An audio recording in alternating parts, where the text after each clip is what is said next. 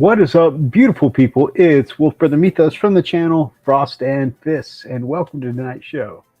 Tonight, I'm going to be continuing to work on the Salamander's army as a gift. The deadline is approaching way too quickly, and I've got not nearly enough done as I was hoping to. So, I got to push.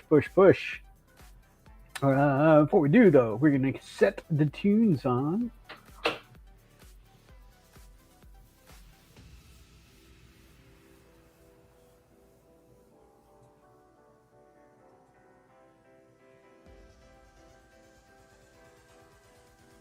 There we go.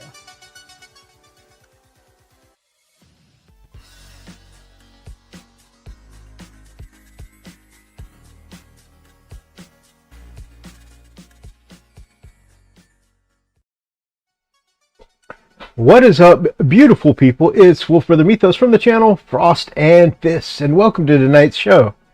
Tonight, I'm super excited because we're going to be talking about the Krieg and all of the cool reveals that they showed off today. And there's so much cool stuff coming for the Krieg. There's a lot of other cool stuff coming too. There's stuff for the Eldar. There's stuff for the Black Library. There's the Gloom Spike Gets. There's all kinds of cool stuff out there. But we're going to really focus on the Krieg tonight. And if we get to other stuff, that'll be cool too. Who took my dice? Have a great night, Mythos. The old Krieg look amazing, and I'm glad the old units have returned. Keep on being awesome, dude. Much love. Big loves to you too, brother. And you have a good night. I know you're probably off to bed soon. Charles, good to see you, my friend. And I had an issue with the stream a minute ago and had to restart, unfortunately. But I saw you had popped in there too. So thank you for checking in twice, my friend. Richard Smith, hey, brother. I hope you're doing well, my friend. Charles, can only stay for a bit. That is totally understandable, my friend. I know things are super late / early over there, so I just appreciate you stopping by.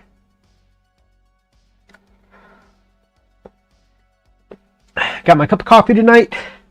I did, at some point, break the handle to my N7 Mass Effect mug here, but it is such a cool mug, I can't throw it out. I mean, it's Mass Effect, so I'm keeping it. I'm just going to have to put up with the fact that I'm going to burn my hands sometimes.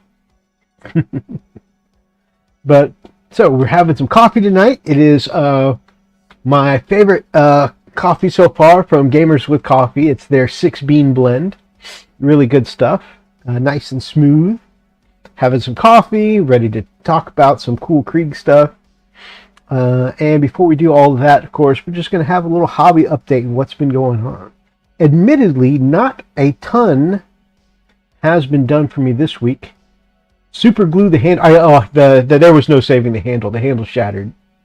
Yeah, I absolutely would have whipped out the super glue and the activator to try and save it, but the handle itself shattered. It landed like right on the handle. Too many pieces. But it's all good.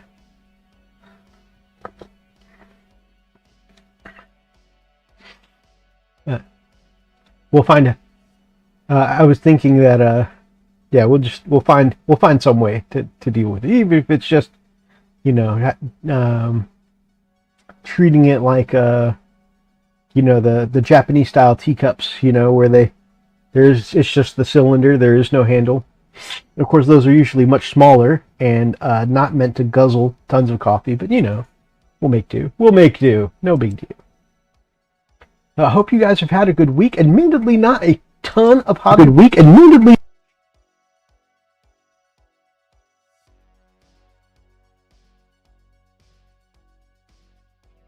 I had the side screen going to, to show the stream health and all that, and I forgot to mute the side screen, so apologize for that.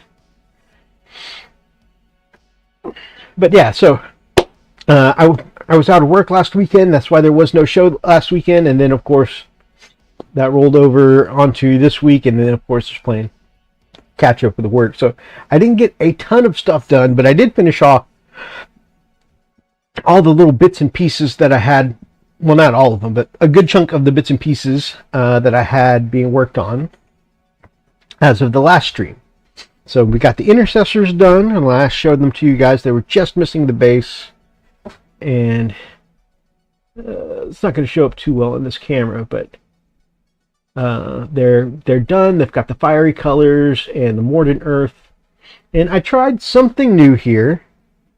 It didn't spread, and this was a really old pot. This was from the pot 2 years ago when I started this project, and the cracks didn't spread as much as they normally as it did when I first got the pot. So there's some light cracks in there, but it's not as showing as much of the fire as before. But this is one of the ones that turned out a little better. And what I did here, so when I first used the Mordant Earth, the first go around, I've noticed in the last year or so, just general handling of the model, some of the Mordant Earth flakes away from the lava on the bottom. And so what I did this time is I took some Mod Podge gloss, nice hard coat, and hard coated it. Then I had to put down 2 layers of ultra matte varnish to knock off the shininess of the glossy Mod Podge. But that really kind of like sealed the paint chips down to the surface. It's like one acrylic layer now, so it's nice and solid. So on one hand, it's not as glowy as my last batch, but on the other hand, it's much more stuck on there, so less likely to chip. So pluses and minuses, I guess. A little bit of improvement in one way as far as durability goes, but not as much color. But that's okay. The color underneath is just a hint of color. It's not like they're actually walking on the molten magma, right? They're walking on the top, the hardened tops, right? But yeah, we'll just keep making improvements. The next few bases we do, I think next time I'm going to put down some of that gloss varnish underneath the Mordant Earth as well as on top. That way, that shiny surface will give that Mordant Earth a little more. A little less resistant, so it can pull and make those cracks not a lot wider. Apologies, adjusting my camera angle here. There we go, a little bit lower. Not a ton of difference, but maybe it helps a little. So yes, so I finished off the intercessor squad that we were just looking at. I finished off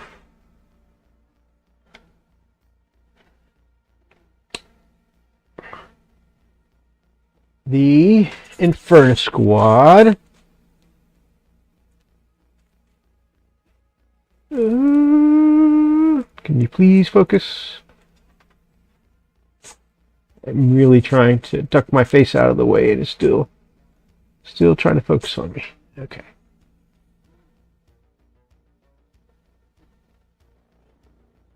All right, now I'll try that.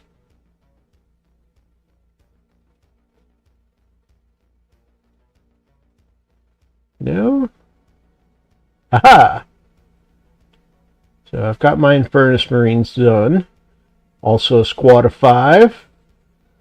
And then the third squad I finished off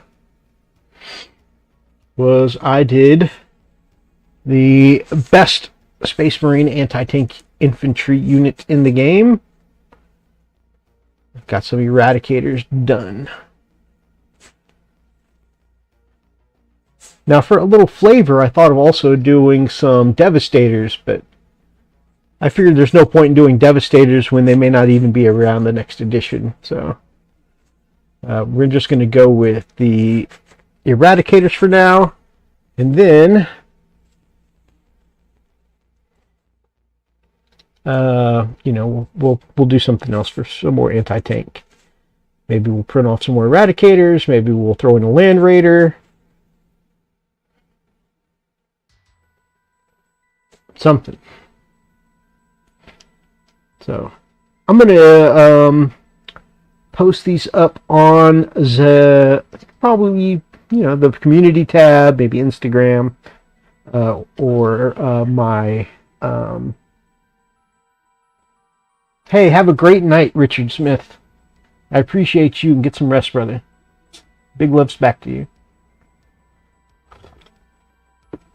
But yeah, I'll probably post this to the socials and probably to the community tab just to show you guys the finished work. That's, like I said, I didn't do much this week because of work and travel and stuff.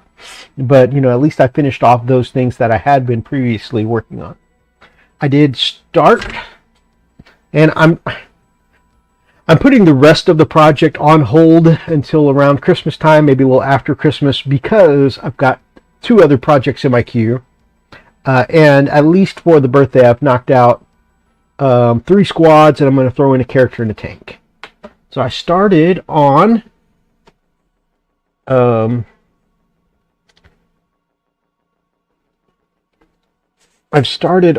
Volkenhistan, the Primera-sized one.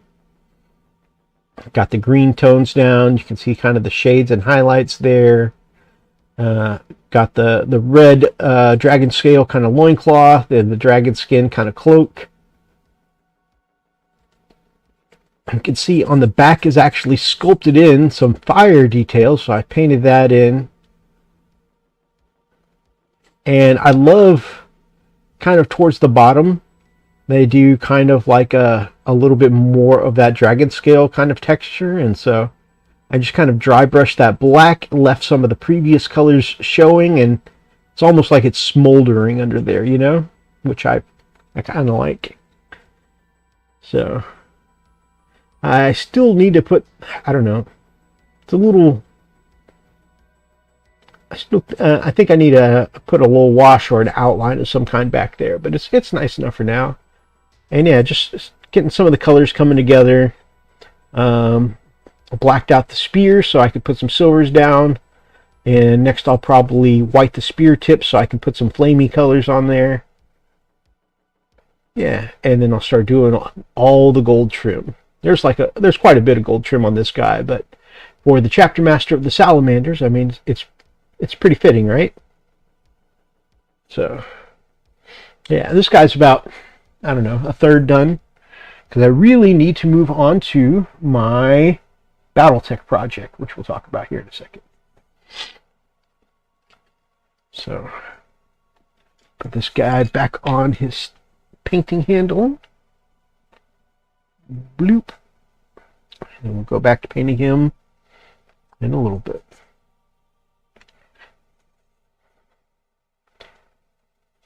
He came with a different head option, but I ended up snipping that off because I didn't like the way there was like tubes kind of positioned going to kind of his, you know, not only to like a rebreather piece, but there was also like some of the tubes going to like the nostril kind of area, and it gave the face almost a tentacle-y kind of look instead of like a dragon knight, you know. So I'm going to replace that. I do have, like I said, I have the original Volkenhistan. I might just take the helmet off that.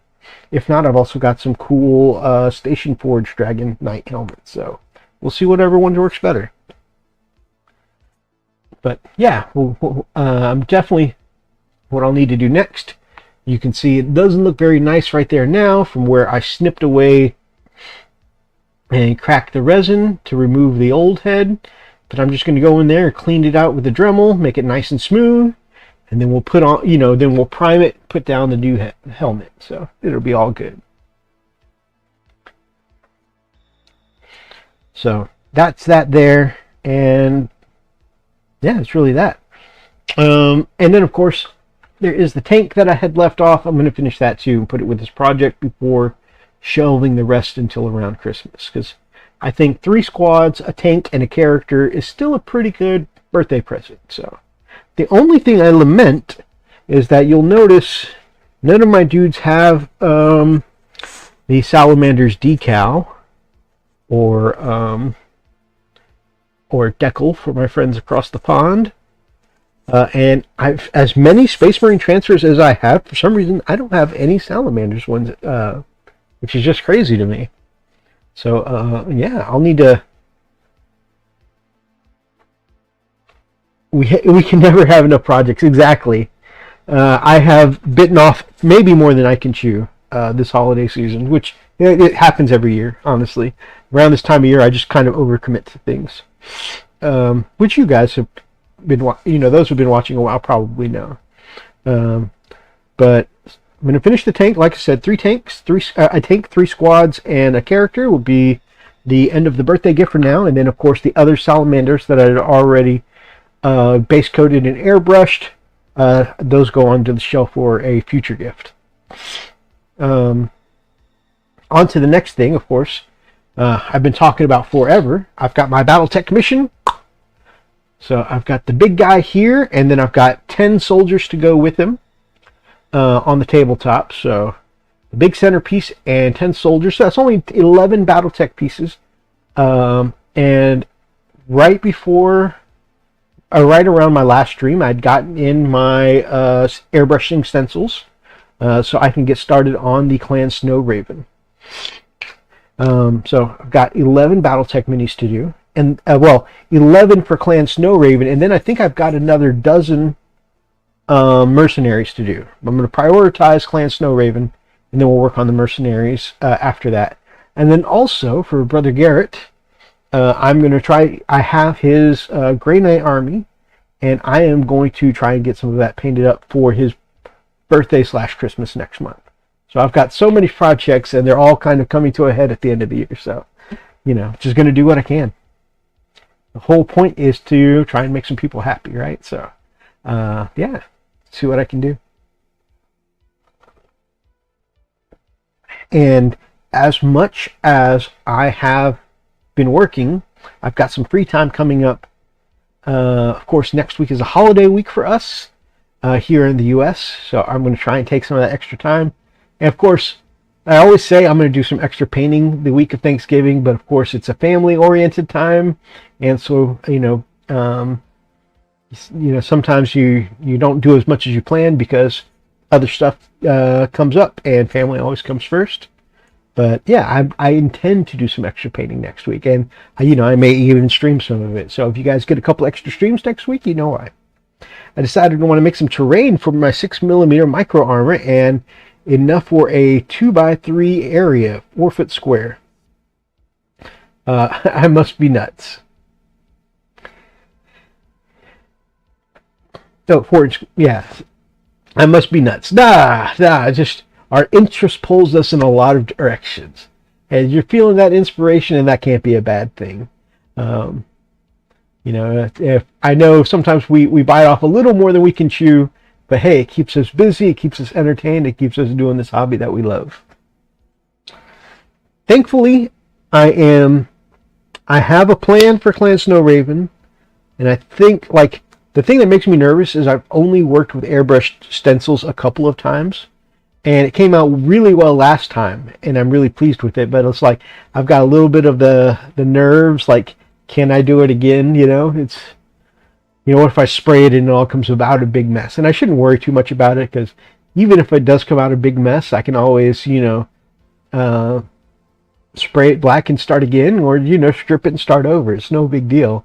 But I don't know, I feel just a little bit nervous. But yeah, it should be no problem. So I don't even know why I'm worrying. But so I've got that. I plan on doing as much of the airbrushing stenciling in one go as I can. So that will help me speed the process along, I think, because it'll let me batch paint. The mercenaries, I plan on going by the book, or similar to what the artwork in the book is. But if I just take it one model at a time and vow to knock out a mercenary each day instead of looking at the big batch, it may not take too long. So a dozen or so mercenaries a day at a time. They'll just keep focus on the mini that's ahead of me. So, and then Grey Knights, the characters are going to take a little work, because I want to do them extra, like I did the Voldus for that same army. But Grey Knights in general, it's a lot of silver. Spray it black. Put on the silver, and then fill in the details, right? So in theory, while a character in mini is going to have a lot of details, maybe the Grey Knights themselves I can knock out fairly quick. But then again, Grey Knights are all special and unique individual, so maybe they'll all have a lot of detail. But I gotta say, I really enjoyed painting up this Grey Knight. So, we'll see. Maybe I'll get them knocked out quicker than I think. It never goes faster than you think. I don't know why I'm even trying to trick myself. It never goes faster than you think. Happy freaking Friday, X-Gear Commander. I hope you're doing well. And happy stream before Thanksgiving.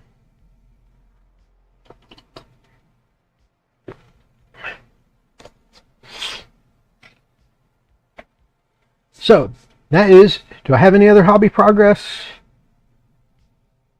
I'm getting the itch. Yeah, I feel like I can't go more than a couple months without painting up something for the guard.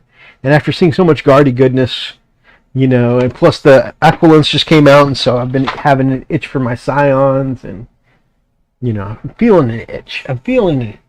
But I'm putting everything on hold until I finish these extra projects in front of me, because the thing about it is these extra projects are for other people, right? And I can always put off my own stuff, but I want to try to get other people's stuff done in a timely manner. So might as well do what I can.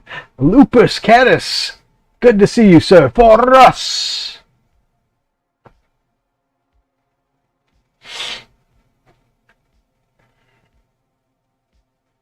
So yeah, that is my hobby. Other than that, at the beginning of the month, Dragon Age the Veilguard came out, and I've made myself a rogue of twin swords for the Old Father. Greetings, my friend. I've made myself a twin sword rogue. That's been a lot of fun. I'm still pretty early days. Still collecting party members, but so probably in the first couple of hours. But I'm still having a lot of fun with it. I haven't had a ton of time to play, but I've definitely been enjoying it. Like I said, I was out of work for not out of work. I was out of town working for about a week, so not a lot of time for games or for hobby. But I did chip away. It's still in my travel bag, actually.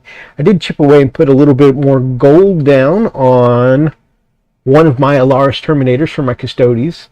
I keep that in my travel bag. I don't take other people's models on the road when I take my travel bag, because if something gets, because my travel bag is basically a kind of spacious backpack that's designed to carry laptops, but it's got compartments for other stuff, right? And so I keep my work stuff there, but also I can tuck away some stuff for me.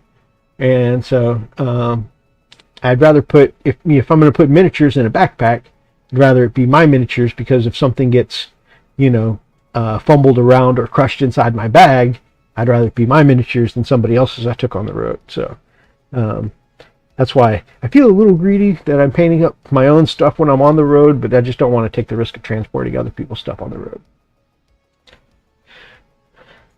But here, while I'm talking about committing to too many painting projects, I think it's time.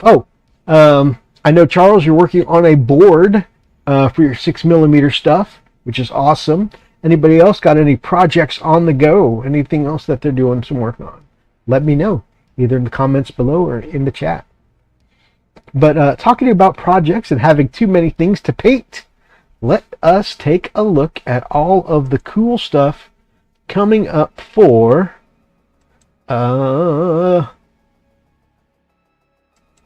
Krieg. So I am going to pull this article up first, and then once I have the article up, we'll go to articles and art.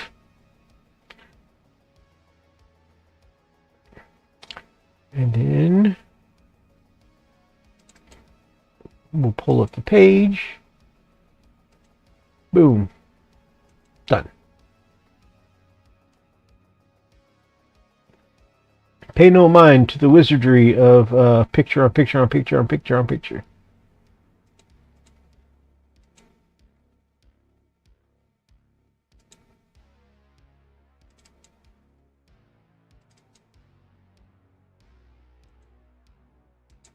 No, seriously. It said to...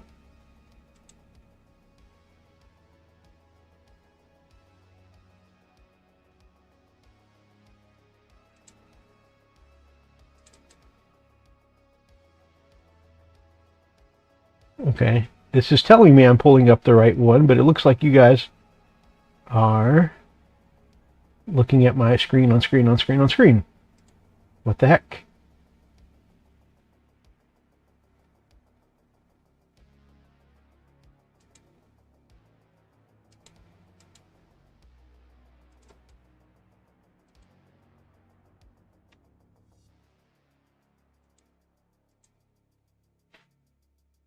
Okay, I broke something.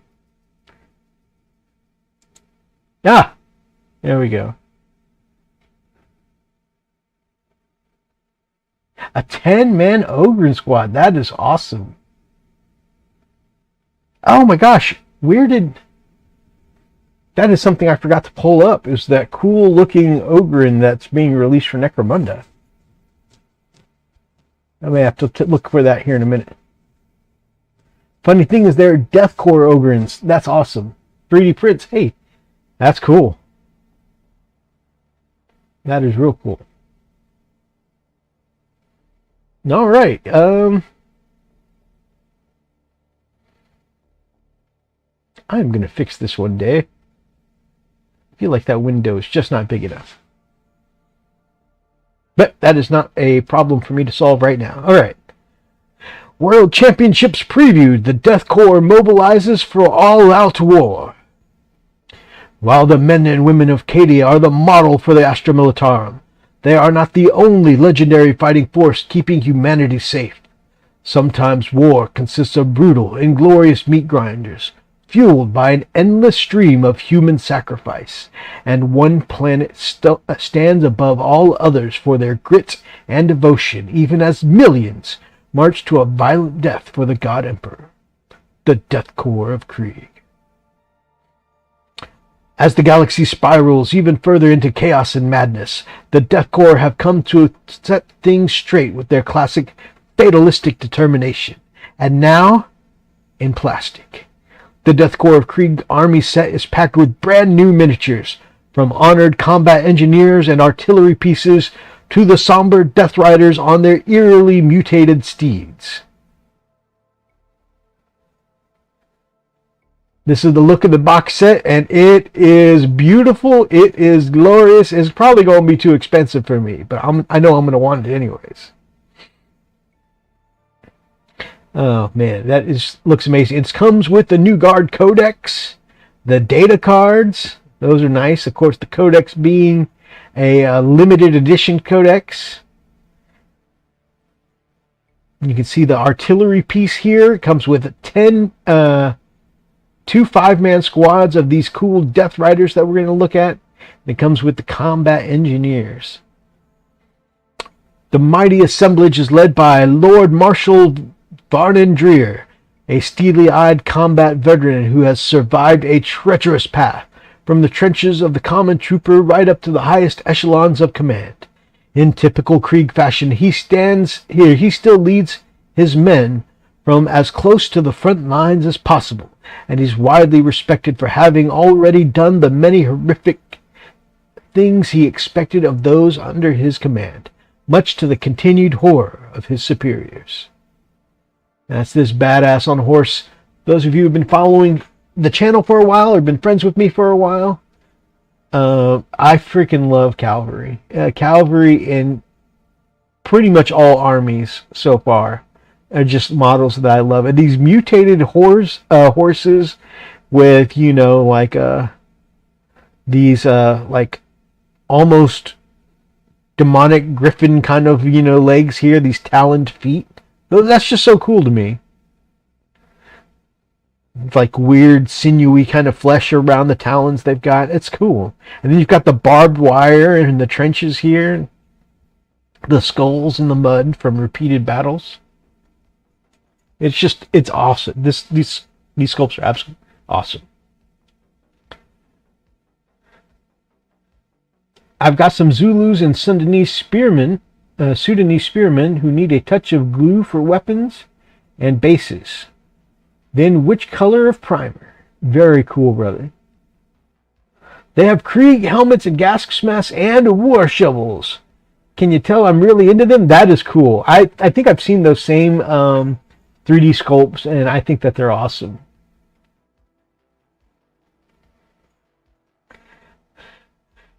Dreer is a capable strategist. That's all, folks. Let me try that again, guys. Dreer is a capable strategist with more in his playbook than simply sending in the next wave, a rarity in the Astra Militarum, let alone the Death Corps. But even more than that, it's his staunch unwillingness to die that makes him notorious in officer circles. Both he and his steed, the catchily named ES-819. I feel like I'm supposed to read that in like Leet speak or something. If anybody knows the phonetic pronunciation for that, if it's like Leet speak, let me know. Have cheated death time and time again, leading some to whisper the Emperor himself favors Varn and Dreer.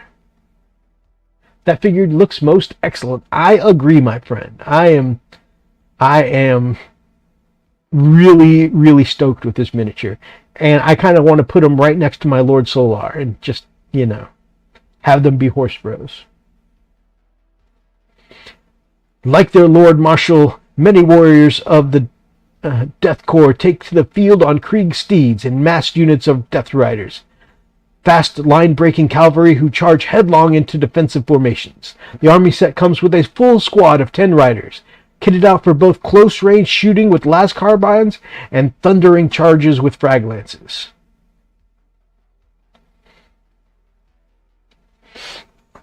Now, they made some commentary that they're working to make this feel separate from the Attilan Rough Riders that they released in 9th edition. And so they're going to focus the the Rough Riders on being more damage dealing, and these guys are supposed to hold more of a flexible scout maneuver, kind of field role. And so they're going to be able to take either the shooting loadout with the carbines, or they can take the frag lance, but I don't think they get the melt lance. So they're going to be, mostly good against light infantry, but I think their role is mostly going to be doing stuff like move blocking and stuff like that, because they're going to have a reactive movement. They're going to be a good scouting unit, I think. Combat engineer. Let's before we move on to the next one, I thought they were going to have more of a blurb with them, but that's the first looking guy. He looks pretty awesome. Hunting lance with a frag spear held high. Oh yeah, the saber is a loadout, a choice that you can pick the power saber as a loadout. And then there's the frag tip and the saber there as well. Oh, and you can see the saber and of course the las carbine hanging down. Oh yeah, they've all got the carbines. So you can take some pop shots with them. You can go sword, you can go frag tip, but I don't think you're going to be able to go melt a tip with these guys. They do look amazing though. I think they're awesome. The combat engineers wear additional armor and carry a heavy trench club as part of their standard gear, with combat shotguns, flamers, and especially remote mines, all extra valuable in close quarters. So, this remote mine here, it looks like it's got like a drill or auger kind of thing that rolls it forward across the field. That seems pretty cool. I wonder, because before this unit, the engineers used to have, what was it called, the mole mine or mole launcher. I think it was the mole launcher.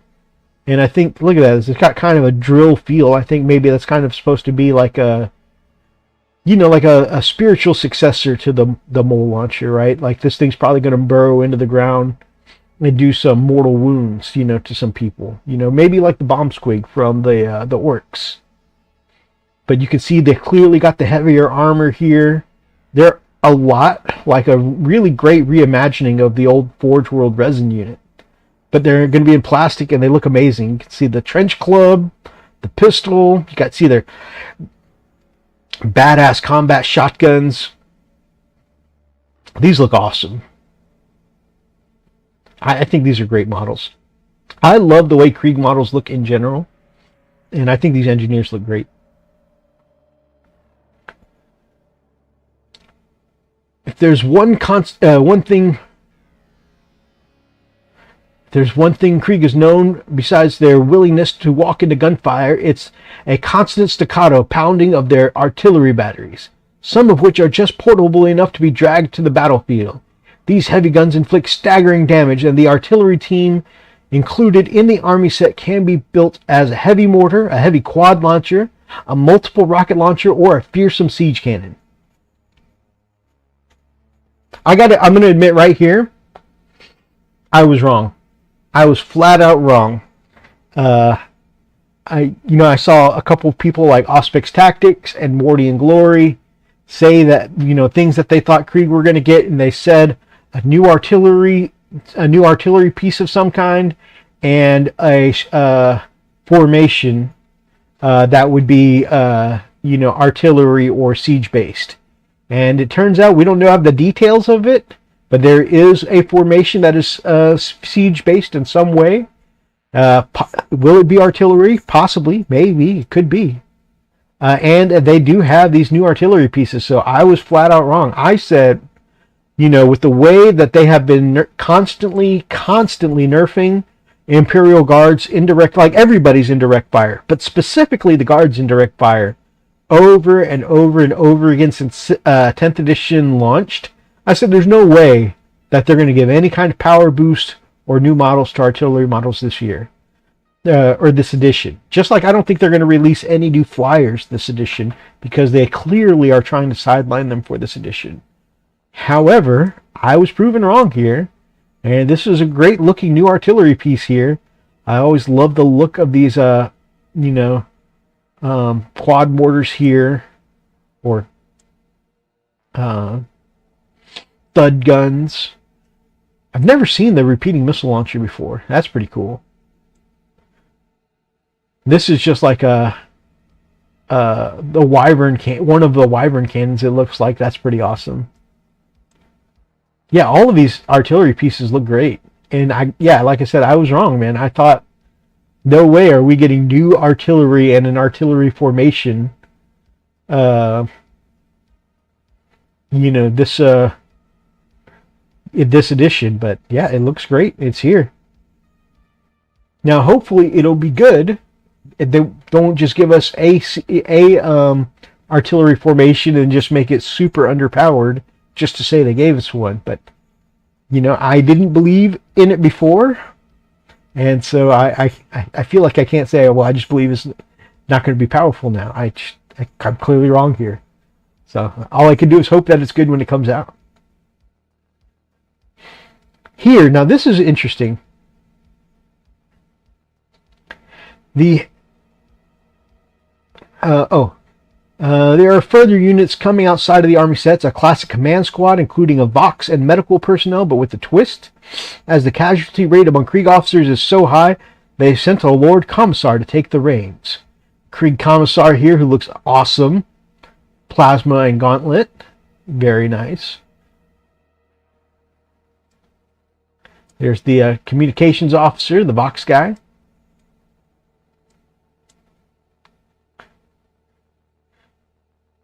We've got the Krieg medic here, it looks like. And then I imagine this is the officer here. How did they word that again? It just says Krieg officer. Okay. So I imagine that's the officer. And of course you get a couple veterans, one with the banner. That banner is beautifully done. That looks great. Love that gold effect there. That's really well done. And the veteran's got a Melta, which is nice. heavy support squads laid down some... Actually, before I move on to the heavy support squads, so this is one thing that stood out as interesting to me. They did the command squad with the Lord Commissar, with an officer, an unnamed officer. Now, all of 10th edition, we have been playing with the Forge World Field Marshal, and I don't see a Field Marshal in this release. And I don't know if that will continue to be Forge World, or if they'll remove it from this edition and say, or remove it from the codex and just say, well, if you want the, Field Marshal, you're going to have to take the command squad instead of a Field Marshal now. That's a possibility. I hope not, because the Field Marshal is so good right now. He just makes the Krieg flat out into the best infantry squad that Guard has. And so I really hope they don't take away the Field Marshal. Plus, I just painted up a couple of Field Marshals for my army, so I'd hate to just paint it and then it gets taken straight away. However, yeah, these models, these characters do look great. I'm looking forward to them. But yeah, I find it concerning that there is no Field Marshal here, and maybe it's just something that they'll just continue to leave in Forge World, in the Imperial armor. But with all the other Krieg coming to the Codex, it just seems like a weird thing to do. Heavy support squads laid out some serious suppressing fire, and a fire coordinator is always on hand to get everyone shooting in the same straight line. He can also get them to crack off a last-ditch shot right before they perish. Now that seems interesting to me. So a couple things to note here. Okay, these are not just Krieg flavors of the same kind of heavy weapons that the Cadians have, or the regular infantry squad has. Okay, clearly these are different. You have heavy stubbers here, which is cool. As an option, very Krieg to have the heavy stubbers. In fact, they're like twin heavy stubbers, which is super cool. The heavy flamer heavy weapon is super cool. Brother, get the flamer! The heavy flamer! And then, of course, we've still got a last cannon or last talon of some sort here. But what's really interesting to me is that you'll notice these are smaller. These are only one-man heavy weapons setups. So I think with the current heavy weapons teams, there are 2 wounds apiece. Right? I feel like I don't want to lie to you. Let me double check that here. Got my phone handy dandy. I know, unprofessional streamer checking his phone, but it's relevant because I'm looking up information for the stream, right? That makes it okay, maybe, sort of, hopefully. All right, so we're going to the actual 40K app here. I'm going to Astra Militarum. Nope, not the index. We're looking for Imperial Armor. No, we're looking for... I was just talking about the Krieg. We're looking for Index Astra Militarum. We're looking for the heavy weapons teams. Okay. Okay, I was right. So they have 2 wounds currently, and that's because there are 2 soldiers manning each weapon, right?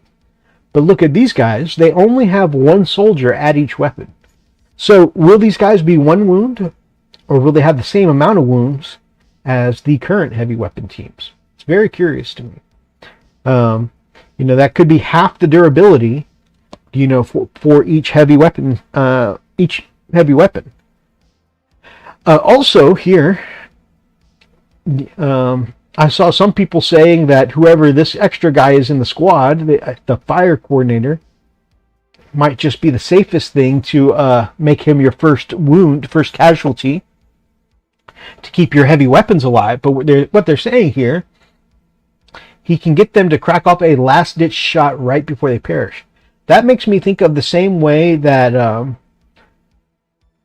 the Hellblasters can get the opportunity to, if they die, they can roll like a 4+ to shoot again.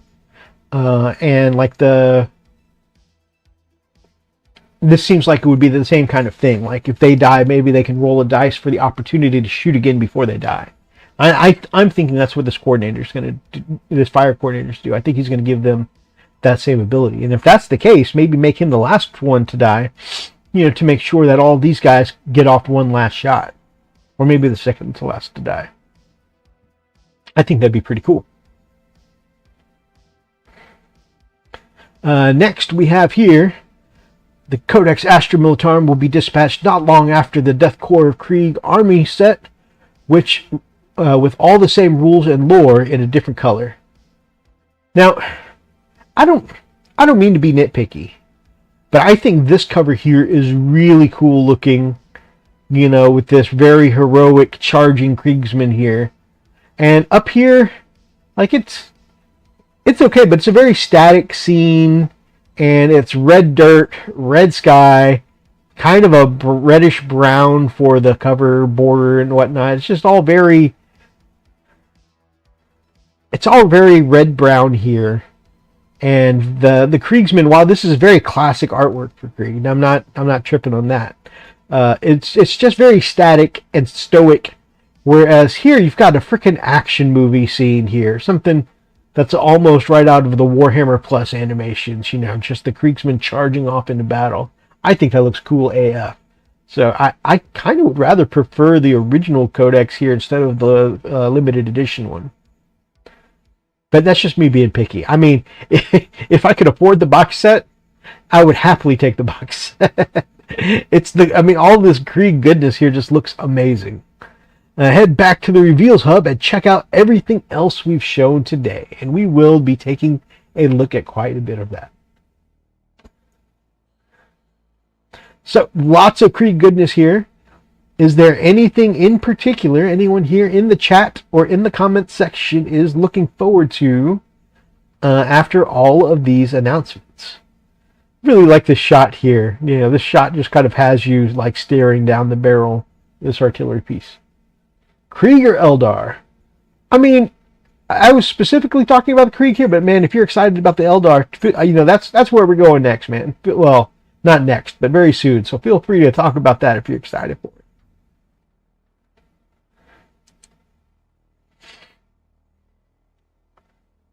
All right, you guys just try not to look at all the nudie pictures in my messenger here. All right, the next championship preview. The Arvis lighter lands with armor support. Okay, so this is stuff for the Heresy. I don't play Heresy. But, it's funny because I always check out the Heresy stuff, the Heresy announcement and reveals, because all of these Heresy units used to be legal in 40K. And many of them are legends now, if we're lucky, right? Some of them, I think there might be a couple of things that still don't have a place yet. But yeah, most of them are in legends. And, oh my gosh, okay. What did I do? Here we go. But I still like to check it out because even though, I can't officially use these things anymore. A lot of my friends allow me to play Legends, and of course I feel the same way whenever there's something they want to use.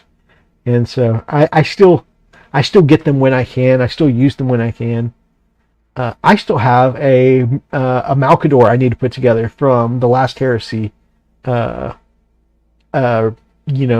that came out for these Solar Auxilia, because I've always wanted a Malkador tank. And the Imperial Guard with a tank that has 3 las cannons and a demolisher cannon seems amazing to me. So yeah, I'm going to continue to keep using Legends as long as there's somebody who's going to let me put Legends on the tabletop. And if nothing else, I get something cool to paint. So it's all good. It's all gravy, baby. So here is the Arvis lighter. Now, the Arvis lighter is something I've always thought looks cool. It looks like a space shuttle. It's exactly what it is. It's what it says on the tin, right? It's never had weapons before, and I've always wanted one anyways. It's just an it's always been an over-pointed, over-costed transport with nothing on it. But I've always loved it. It looks so cool. It looks like something right from out of the kind of sci-fi stuff I used to watch growing up.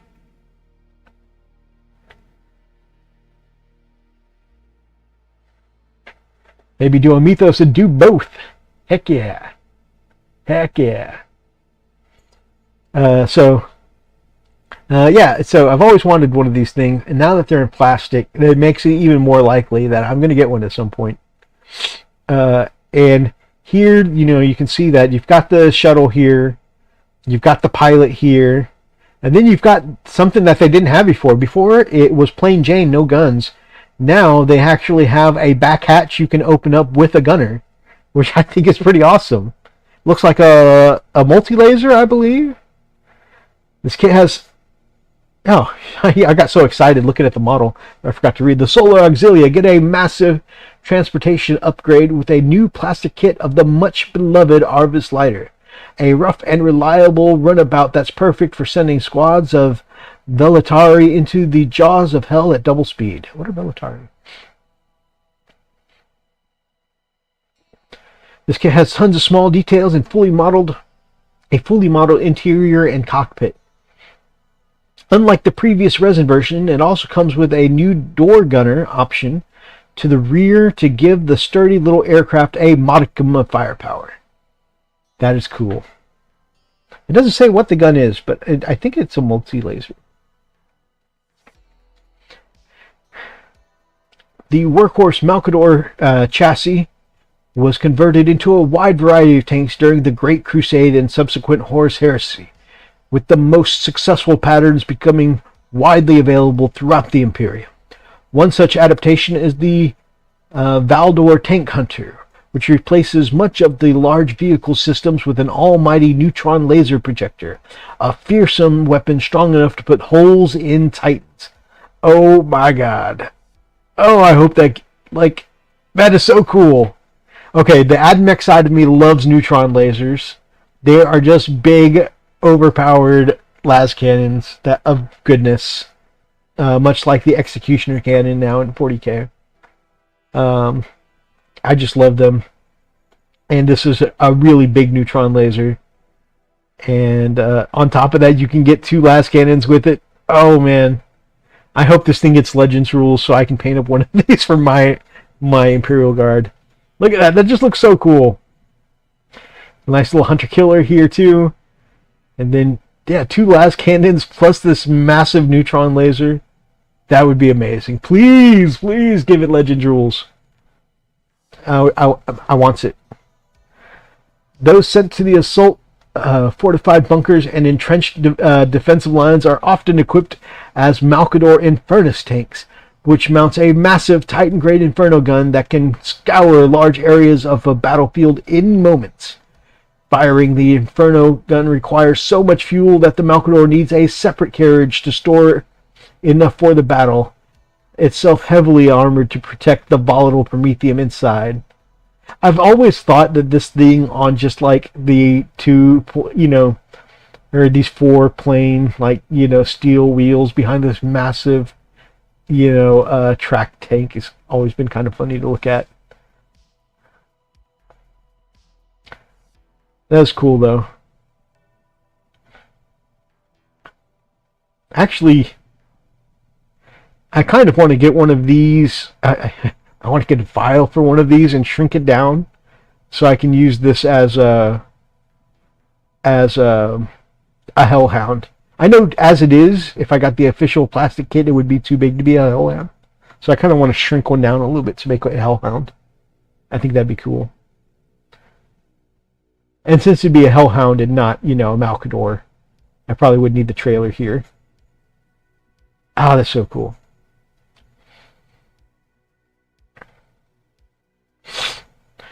While most dreadnoughts have at least some measure of close combat ability, the lumbering Deredeo chassis is all about overwhelming fire support that sides down targets on land and in the air. For the ultimate answer to enemy air power, they strap a quartet of powerful Boreas air defense missiles on top. Lethal fire and forget munitions that hone in on their targets while the dreadnought keeps busy with this pair of large interchangeable cannons.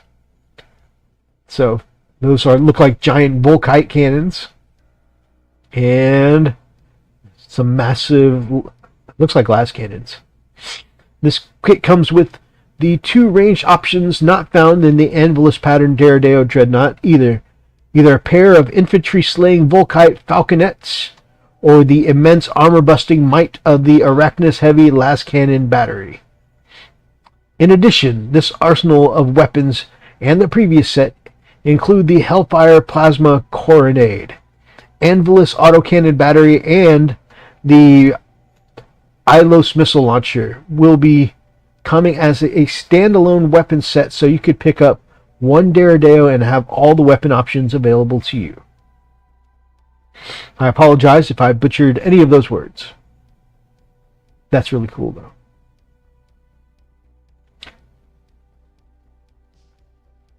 I've always wanted a Deredeo. It looks like a Thundercat shuttle. It does kind of look like a Thundercat shuttle.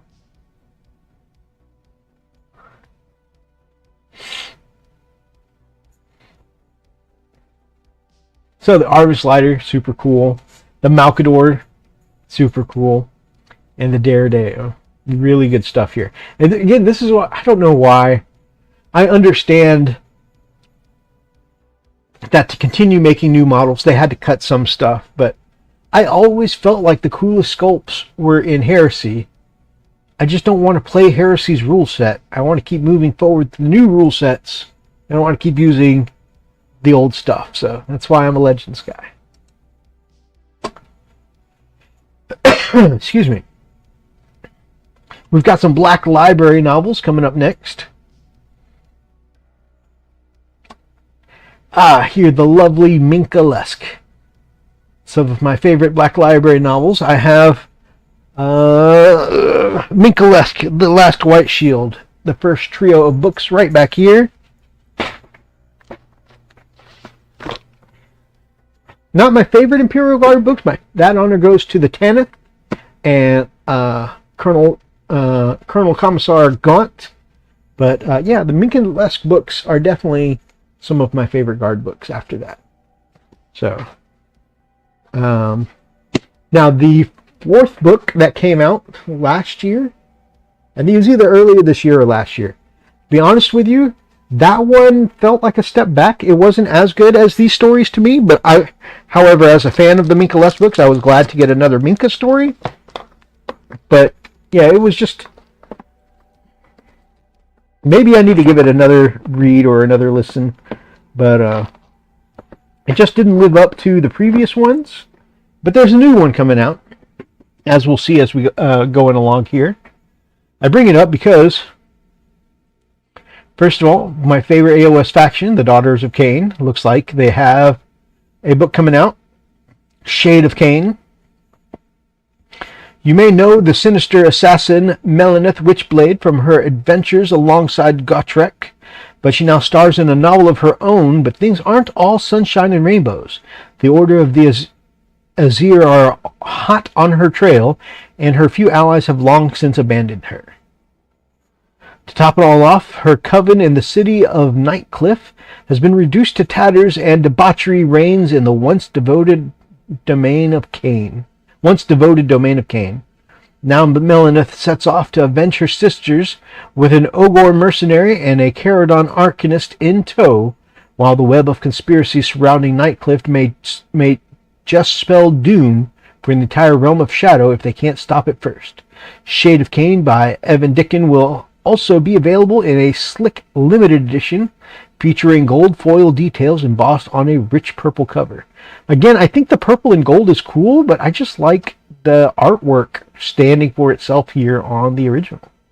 So that's a book I think I'd probably rather get in the standard cover. But as someone who likes Daughters of Cain, I think I want to check it out.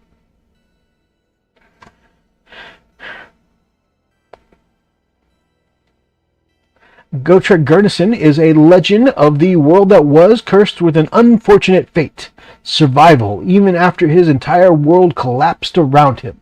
With his Slayer oaths in tatters and the Rune Master of Grimnir seared into his flesh, he seeks a new purpose in the age of Sigmar with an elven assassin, Melanith, at his side. I may need to pick this up first to get to know Melanith.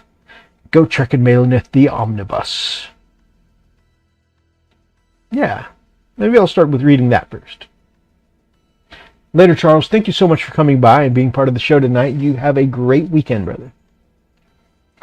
The Omnibus Edition is a perfect way to experience the Unlikely Pair's early adventures containing the novels Ghoul Slayer, Git Slayer, and Soul Slayer by Darius Hinks alongside the novella The Bone Desert by Robbie McNiven and 3 further short stories. You can also brush up on your Gotrek lore right now in Realm Slayer, Legend of the Doomseeker by David Geimer. The collected account of Gotrek's first moments in the unfamiliar lands of the mortal realms. Hell's Last. This is why I brought up Minka Lesk. Holy crap. Look at her. It looks like Command suits her well. So she has definitely grown from here up top. Here she's a white shield fresh out of training. And boom, here she has risen through the ranks and become a commander. Look at that. I'm super hyped. I want to check out this book here. Hopefully this one's better than the last one and harkens back to the quality of story she had in the original trilogy.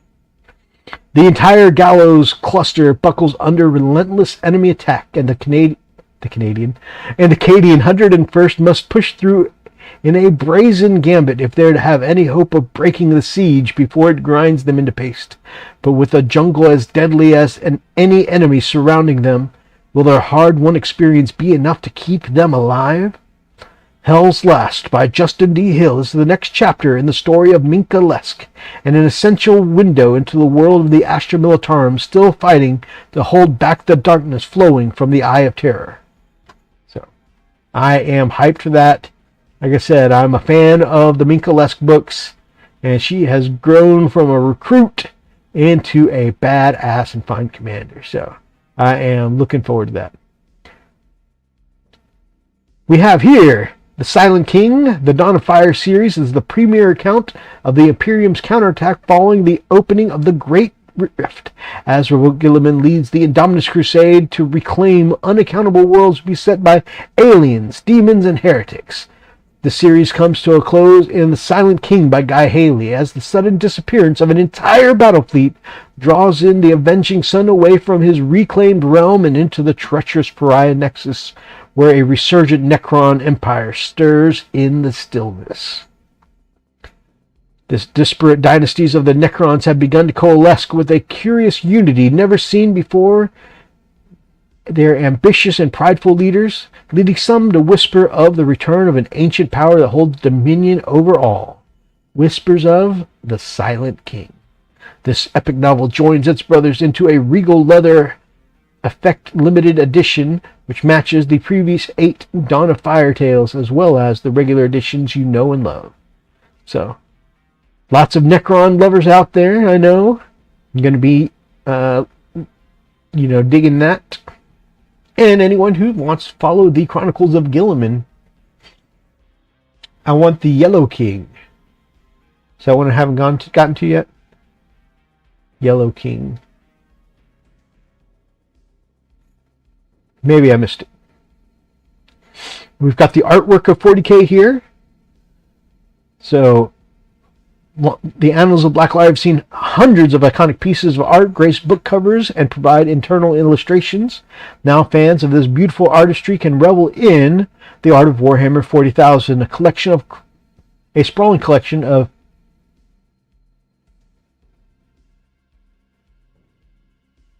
I don't know how to pronounce that. Pictures past and present. The unmissable visual companion to the Warhammer hobby includes art of fan-favorite characters like Ibram Gaunt, Gregor Eisenhorn, and more across over 200 individual images covering the Imperium, its allies, and its enemies. And then, of course, we have the Space Sharks here. Red Tithe, Outer Dark, and Void Exile. Though all loyal Space Marines are dedicated to defending the peoples of the Imperium, some are far from the image of angelic survivors held by the common man, such as the Carcharodons. Brutal and inhuman killers who lurk beyond the bounds of the galaxy. Their task is a thankless one, plying at the very fringes of the Imperium for enemies beyond mortal ken. But even still, their devotion to the Emperor is second to none. I think that they had polled I want to say that they had pulled the model at some point for the chapter master of the Carcharodons, but maybe with the Black Library release of their books, they'll bring that model back. Maybe they'll even do a special Black Library figure. I don't know. 2 classic tales of their exploits return to the shelves, matching special editions of Red Tide and Outer Dark by Robbie McNiven, the latter of which shows why the Carcharodons really give the Night Lords a run for their money in terms of brutality, while a brand new adventure titled Void Exile will be coming soon. Sweet. I love Black Library stuff.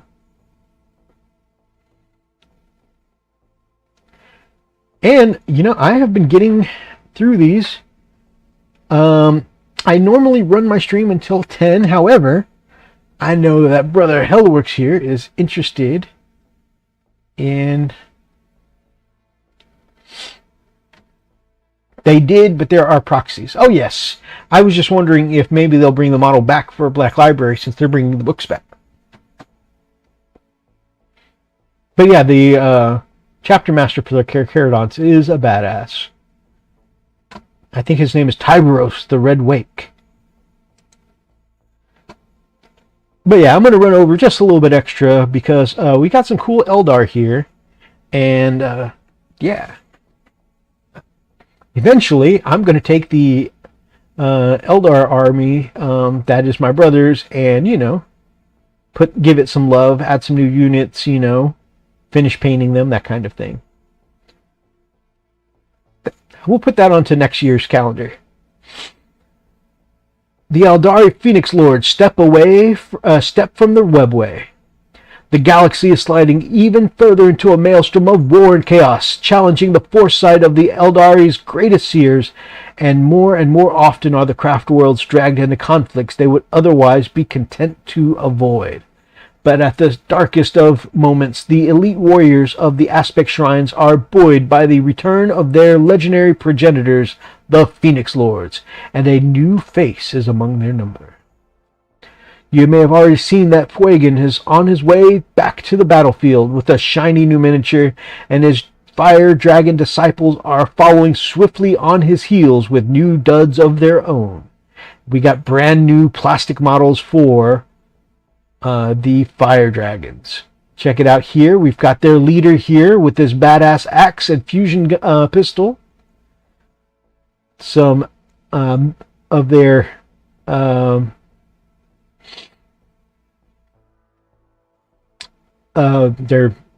Lance thing. You know what? Why don't I just read and I will give you the names because it's been a hot minute since I dealt with Eldar.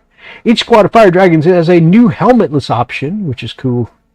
Looks very cool here. In case you want to run them as part of a thematic Yanari army, plus a Dragon's Breath Flamer if you fancy torching infantry in the gaps between blowing vehicles to pieces. The Exarch competes with Fuegan himself in the Fire Pike size contest, or can instead be equipped with much more restrained Fire Axe and Fusion Pistol. Very cool. So... this is his big ol', Fire Pike. And then this is the Axe Infusion Pistol here. Very cool. And of course, they couldn't take Flamers before. Now they've got access to Flamers, which before these guys were kind of limited, that if the enemy didn't have any vehicles or monsters, them basically having the huge anti-tank weapons were kind of wasted. But now they can flex into multiple roles. You can have them with flamethrowers as anti-infantry. You can have them with the fire pikes for anti-vehicle. It's all good. I really like the flexibility, but I feel like I would probably just, specialize them for one purpose. Probably go all fire pikes. It is said that Fuegan will call all of the Phoenix Lords together at the Ranadandra, the prophesized final conflict to end the universe, and Eldari seers must be starting to sweat a little because he hasn't arrived alone. Here, we've got the Phoenix Lord for the Dire Avengers. Sweet. I love the shuriken launchers on his gauntlets. And they did a sweet glow effect on the swords. Really beautiful work. Nicely done banner. Asherman is the first of the Dire Avengers, the right hand of the Eldari god Asurian, and an incomparable protector of his people. He has visited more craft worlds than any other, raising shrines on almost all of them, and legends tell of his interventions in battles stretching back for thousands of years, butchering demons by the dozen with a dire sword containing the spirit of his murdered brother. Oh, that's kind of badass. Him and his brother solving the universe's problems. Wow, that's a great story. That's a really great story. I like that a lot. Then the new Phoenix Lord for the Swooping Hawks looks amazing. Look at that. Look at that. That is so cool. That is a beautiful model. Oh, close-ups here. Again, beautiful glowing effect on the sword. You know, a little pennant hanging from the rifle. That's interesting. Nice work on the feathers, and I love the way that the it's like the oh my gosh, what are they called? Neck armor piece is called anyways, the fact that it looks like a bird's beak is really cool. Baharoth is the swiftest of the Phoenix Lord and Osterman's top student, preferring to strike from the skies with his lethal blade and storms of last bolts. His new miniature takes his classic dynamic launching pose and supercharges it, bringing his intricately crafted wings and immaculate armor soaring into plastic for the first time. That is a really beautiful model. I really like that.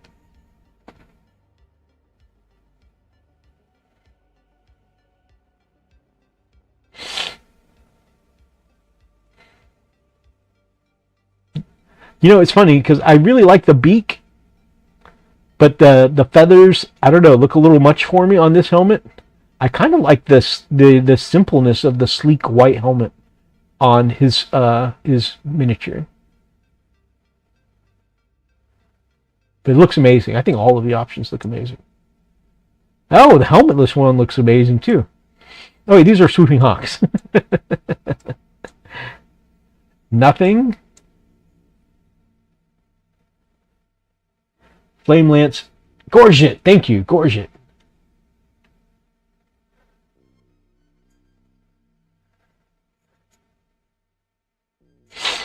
He's joined by the new plastic Swooping Hawks, who get their first model update in over 2 decades. And what an update it is. Like the Fire Dragons, they have new helmetless options with their classic elegance, while their classic elegance is brought bang up to date with the Hawk's Talon, Scatter Laser, and Power Sword options for their Exarch.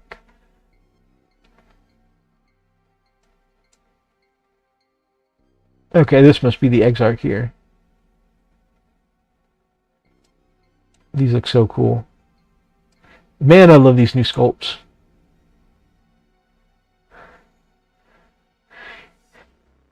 Veteran fans of the craft world Eldari have long pondered the identity of the Phoenix Lord of the Warp Spiders.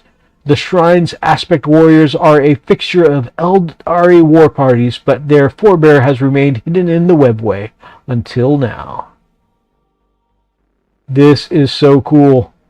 Also, they really went in on that spider theme, which makes me just slightly nervous.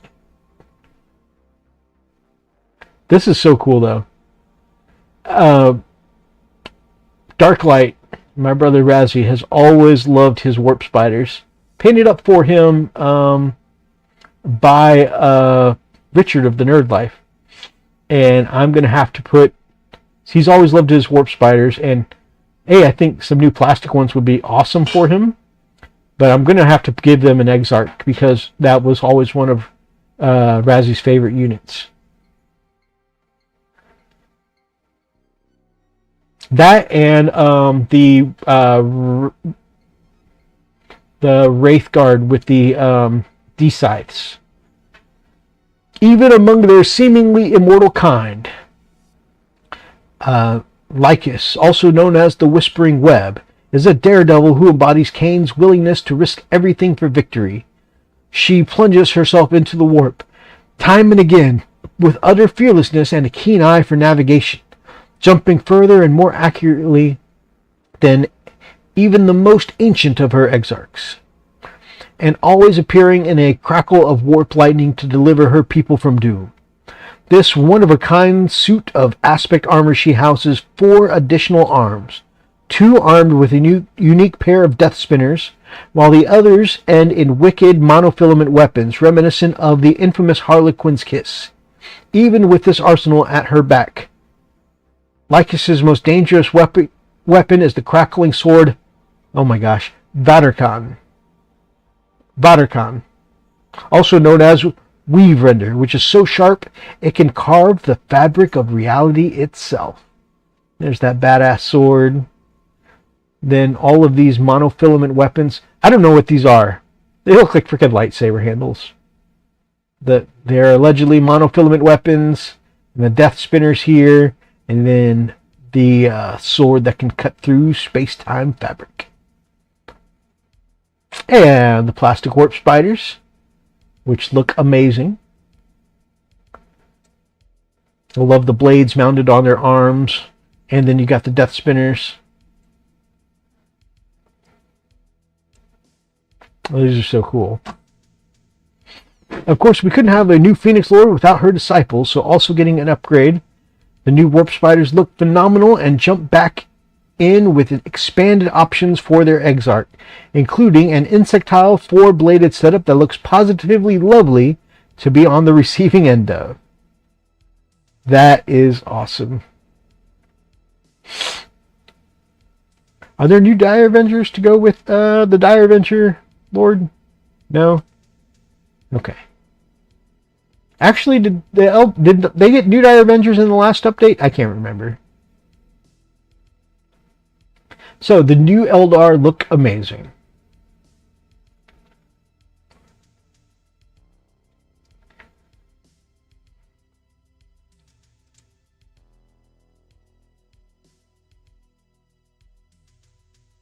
So guys, that is all of the news. Dude, we had an entire show all the way up to 6 o'clock of just news and reveals from today. And there are so many cool new models coming out. And all the stuff we looked at was just the stuff that they announced for 40K and Heresy by extension. Because like I said, I'm a Legends guy. I just love the look of the models for Horus Heresy. So yeah, just lots of super cool stuff coming out, and I'm excited for all of it. I want to add the Eldar stuff to my brother's army. And even though he is indefinitely retired, okay, they did the Dire Avengers in 9th. Okay, thank you. Even though my brother is indefinitely retired from 40K, you know, I still want to update and give his army some love. So I'll probably be doing that anyways. Yeah, and I want to add some of these cool new stuff to his army, which will be cool. But that's next year Mythos' projects. I've got too many projects for this year. Before we go, guys, I'd like to remind you that Frost and Fist is sponsored by Paint Minis Live, both the channel and his new web store. And his web store is focused. It is the best web store for hobby-related projects and products. It's got dice sets. He said he's going to look into some specific all D6 dice sets specific for 40K, which is cool. It's got lots of really gorgeous and good-looking dice sets. Even Dice Lab, which are supposed to be some of the best balanced dice on the market, which is awesome. And of course, other stuff, D&D, Pathfinder. But my favorite thing that they sell is my favorite brand of paint, which is Monument Hobbies and Pro-Acryl paints. And honestly, yeah, not even just because he's a sponsor, like they carry a lot of the Pro-Acryl products, and ever since I started using Pro-Acryl about a year ago, it's just made a world of difference. I just really enjoy the quality of Pro-Acryl paints. And you can get them right at the store. And if you check out the link that's been dropping down below, or in, that's been popping up in the chat there, of course, that'll take you to Paint Minis Live's web store. And you can check there for all of their hobby products. And of course, it gives a little kickback to the channel at no additional cost for you guys. It's just a way to support the channel and get some of the paints and stuff like that, that you might need for the hobby anyway. So it's really cool stuff. Go check him out, because Bill is a great guy. And if you're not going to check out his store, check out his channel, Paint Minis Live, which is also down in the description below, and under the Friends of the Frost and Fist link tree. So, Let me know what you guys are excited for out of all of these releases today. There's so much cool stuff coming. I am super excited. You guys know, out of everything coming, I'm most excited for the Krieg, because once I got into Guard, I've just not been able to shake it. It's just been, my love for the Guard has gripped me, and I'm so hyped for all the cool new Guard stuff coming out. So, and of course, we're so close to getting our Codex, which is going to be awesome. Hopefully, Guard have been doing pretty well. Hopefully it's not like the Custodes Codex, where the Codex comes out and all of a sudden, just, takes away like half of your power. Hopefully it's not one of those situations. But I'm excited nonetheless. I can't wait to see what happens. Even if this Codex isn't the most strong thing, I'm looking forward to the Codex anyways. So, guys, thank you so much for joining me tonight on our little adventure going through today's releases. If you guys liked tonight's episode, please make sure that you grab up an ox and smash the like button in the name of the Emperor. Drop some comments down below. Let me know what you're most excited for from all the releases that are coming out. And if you guys are not yet subscribed to me, and if you're not yet subscribed to the Friends of the Frosted Fists down in the link tree below, then man, we would love it if you would be part of the pack, part of the hobby family here on the Frosted Fists. So subscribe. So next time, guys, stay frosty.